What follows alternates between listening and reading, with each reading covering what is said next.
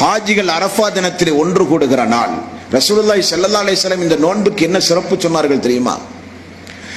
யார் அரஃபாவுடைய நாளில் நோன்பு வைக்கிறார்களோ, ஹஜ்ஜுக்கு செல்கிற மக்களுக்கு நோன்பு வைக்க அல்லாஹ்வுடைய ரசூல் தடை விதித்து விட்டார்கள். ஹஜ்ஜுக்கு செல்லாத ஊரிலே இருக்கிற மக்கள் யார் இந்த அரஃபாவுடைய நோன்பை நோக்கிறார்களோ, அந்த நோன்பு நோற்ற மக்களுக்கு அவர்களுடைய சென்ற ஒரு வருடத்தினுடைய பாவங்கள் மன்னிப்பு, சென்ற வருடத்தினுடைய பாவ மன்னிப்பு, வரக்கூடிய ஒரு வருட காலத்தினுடைய பாவ மன்னிப்பு என்றால், நம்முடைய ஆயுள் காலத்தில் தொடர்ந்து இந்த அரஃபாவுடைய நோன்பை நாம் நோற்று வந்தாலோ மரணிக்கின்ற பொழுது பாவமற்றவர்களாக மரணிக்கலாம் என்கிற ஒரு அரிய வாய்ப்பு இந்த அரஃபா நோன்பிலே உண்டு என்பதை நாம் மறந்துவிடக் கூடாது. ஆகவே இந்த நோன்பை நாமும் நம்முடைய குடும்பத்தார்களும் வராத மக்களுக்கெல்லாம் இந்த செய்திகளை எடுத்துச் சொல்லி, இது சாதாரண நோன்பல்ல, வரக்கூடிய ஒரு வருடத்தினுடைய பாவங்களும் சேர்த்து நமக்கு மன்னிக்கப்படுகிற விசேஷ அந்தஸ்து படைத்த ஒரு நோன்பு என்பதை புரிந்து குடும்பமாக இந்த நோன்புகளை நாம் நோக்க வேண்டும்.